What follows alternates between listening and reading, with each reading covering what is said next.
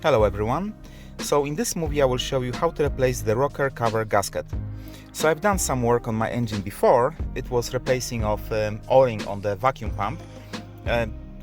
Why I'm mentioning it? Because previously I had the leakage in the similar areas as I got just now. And back those days I did manage to trace it back to vacuum pump. But at the moment I noticed that this leakage is actually all over the place now. It's not only in one location. So I believe that this is caused by the rocker cover gasket. So this gasket works in the way where when it's getting used, it's getting quite hard. It's changing to something like a plastic. And when it's like a plastic, then it doesn't seal the engine properly. So you might get some leakages, which might cause further problems. So I believe that my one will have to be replaced. So this is what I will do in this movie. By doing it, because you're gonna open the engine, it's quite good to replace also the air filter and maybe the engine briefer. It depends from you, but you have to service your car once per year anyway, so I haven't done my one yet, so I will replace those things as well. So during the process I will show you the leakage, so you're gonna see this clearly. I have to remove the top part of the engine, which is engine cover, and then you will see further on. So the first is good to remove the filters, because they are the easiest. So you just unplug the lugs here, which is here and there. Then you disconnect the connector here. And when this is disconnected, you can leave the filter. So this is the first one. The second one is exactly the same. So you just push those away and then leave this. By the way, this can be cleaned. So yeah, so this is filter is gone. So other thing is you disconnecting this and remove this on the both ends. This is just one clip here, which is not hard to be removed. So all the way like that, and it's gone. The next step gonna be to unlock this. You see here, there is wee thing which you're pulling out. By doing it, it will allow you to unlock it. Next step will be to remove this plastic cover over here, and to do that you have to unlock this screw, which is T20, and the other one on other end, which is here. With these two screws gone, you can leave the middle of it and then just remove the first and the second part. It's easy. Now with the key E12, you remove this screw, those two, and the other one on the end, and remove this metal support. The next step will be to remove the engine cover. So using the key number 5, so it's here, here, here, here, here, and then we have to remove the back cover as well. But first this. Now the second part of the engine plastic cover, you have to remove the screw over here and the other one over there. Now with the engine cover gone, you can see the leakage, which I mentioned, that you can see all the way through. So previously I had this only in this area. At the moment you can see that it's jumping over here, over there. It's like all over the place.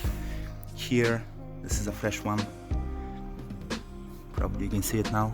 So yeah, so I believe that it's leaking from here and it's going all the way down, because you can see that there is like oil over there, and only way how this oil can get there, it's or it can be blown by the fan from the bottom to the top, or can leak from here and just spread all over the place. So for now I will replace this O-ring, which is here, gasket, and I hope that this will solve the issue. I will start from removing the filter, because this will create me slightly more space, and this is easier to be removed. So there's gonna be a screw which is holding here, here, there, and I think from the top is gonna be those three, and this should come out. Now with this cover gone, there is a screw over here, then the next one is over here, over here, over there, and there should be one in the very back on the bottom. That's gonna be hard to see. Yes, over there. So with them gone, you'll be able to remove this, and prior to this you will have to remove that. And then when this is gone, put back the caps just in case. After removing the cover, don't forget to put the cap on it just in case, and then you can remove the filter. So the easy way is just leave this from this end, because here it's going against that. Remove this and the filter is gone. The next step will be to disconnect the engine wire loop. So you have to remove the plugs, which are here. You're pressing the plug and pulling it out, and you're doing this for every single one of them. Also, you have to remove the holdings for this, which is locked by that. And this is the key 316. You're placing this on top of it and then untightening it. So it's gonna be one here and the second one here, and I think that's all. And then when this will be disconnected, there is a rubber here which you're just pulling out. Next step will be to remove those screws. They are size 10, so they are located here, there, there, there, there, there, there, there, there, and there. And I'm not sure if there is another one somewhere over there, like here, this one. But first I will remove those. Next step will be to disconnect the EGR, which you're doing by removing the 4 bolts, like here, there, and 2 on the bottom. So they all should look like that. And I got one which is different, but anyway, this is the next step. What I've done, and I tied this bolt with T20 just to allow myself more space so I can get here. Then by disconnecting the connector to intercooler, you can actually access the bottom screws, bolts.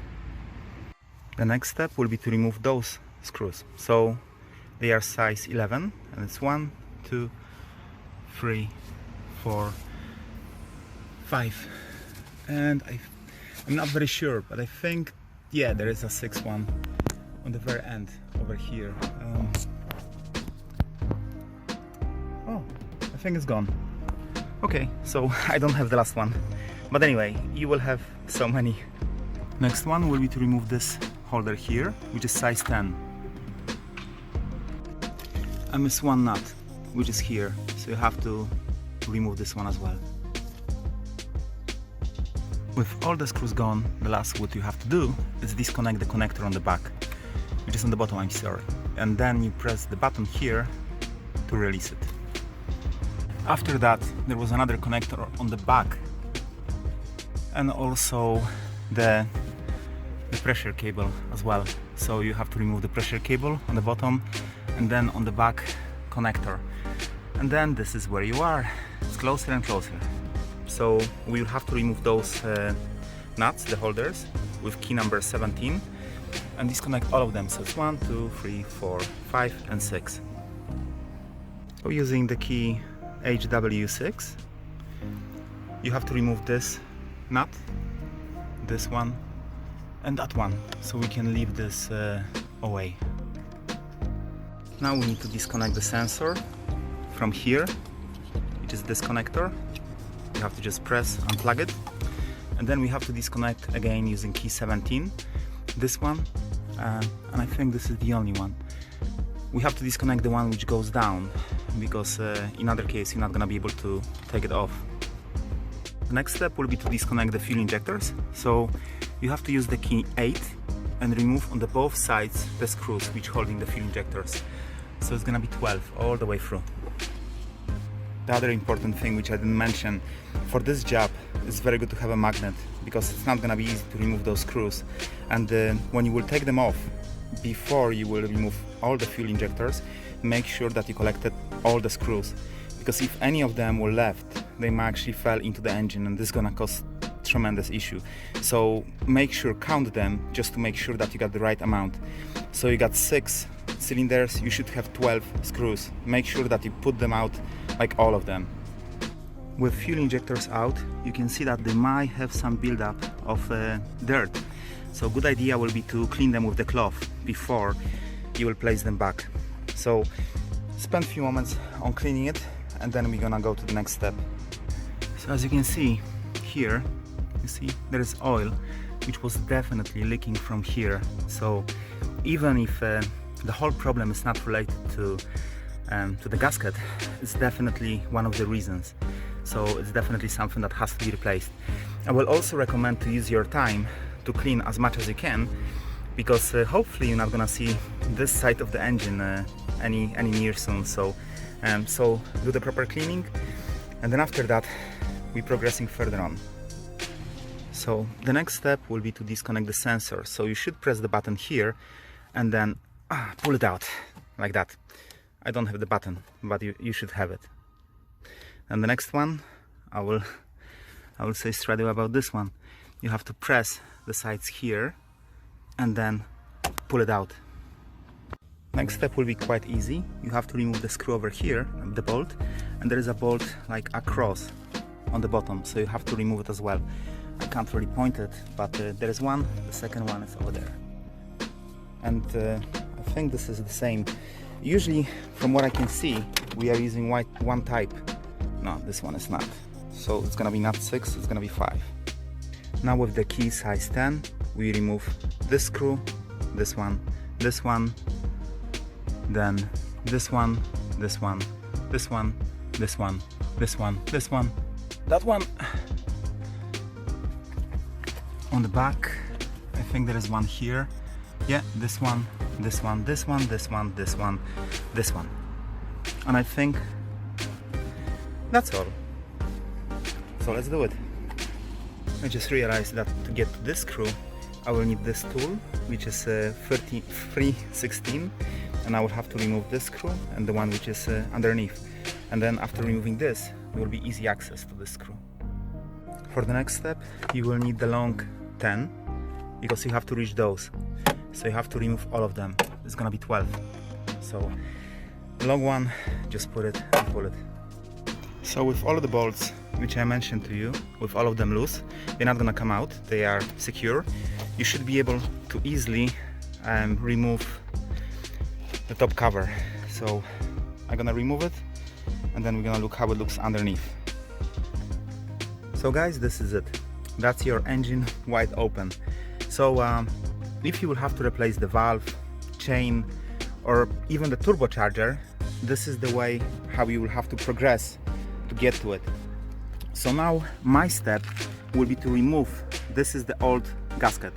So I will have to remove it all the way through. I will try to make this gently by screwdriver, and hopefully this will come out in one piece without breaking down. On the end, after this will be removed, everything will have to be completely clean out, because if not, then it might cause another leakage. If any part of this gasket will remain, then this will leave the new gasket and will cause the leakage. So we definitely have to clean this properly. So the next step for me will be to replace the engine briefer. So I will remove those 4 screws.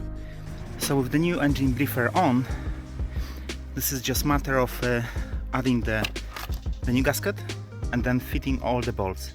So you first adding the gasket, and then you squeezing the bolts from one end, pushing this through up to the point when you feel something like almost like a clip, because they have to be kept by this gasket. So this also will be easier to put this back together. So only thing which you need to keep in mind is that all those, they are big, with exception of the one which is small, which is this one. So all the big will go all the way around. Inside you got the one for fuel injectors, and here there is one which is smaller, and all other one, they are also big. So this is it.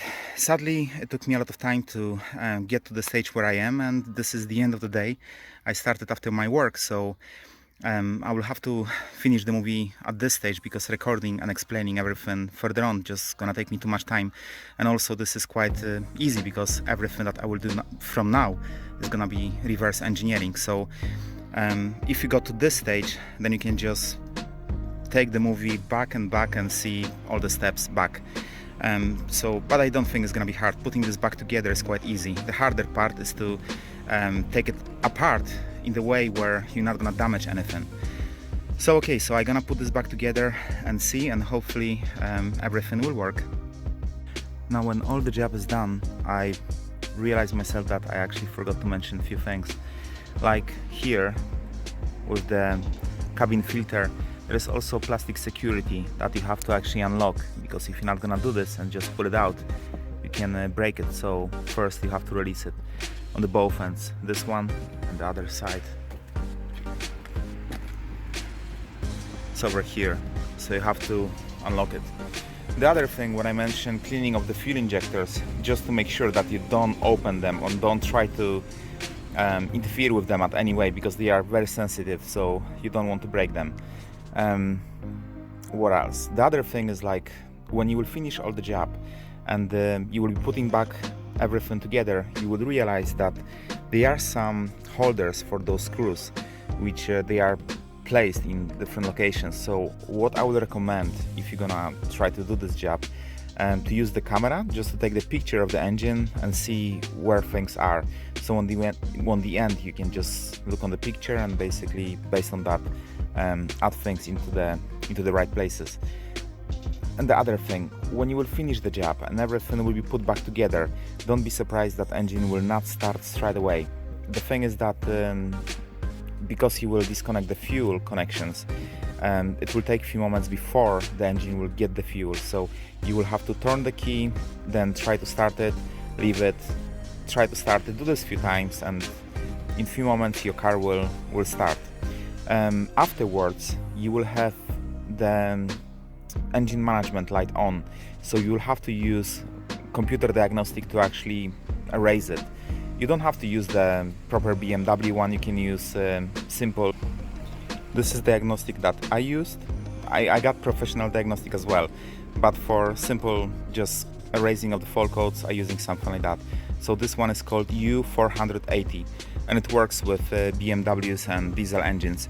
I know that some people use ELM 327, but those devices doesn't work with all diesel engines. This is because of the protocols, how devices connect with ECU. So this one definitely works. So if you will do this job, you don't have proper car diagnostic and you just don't want to play with buying and installing all of it, then this device will work. And also I need to mention that this job is not for someone who doesn't have any knowledge about the cars, because you're basically going quite deep with the engine. So if you have some understanding of the engines and done any work before, then definitely this is something that you will manage to do, same as me. I'm not a mechanic, but I did number of works on my engine already, so I got understanding of it.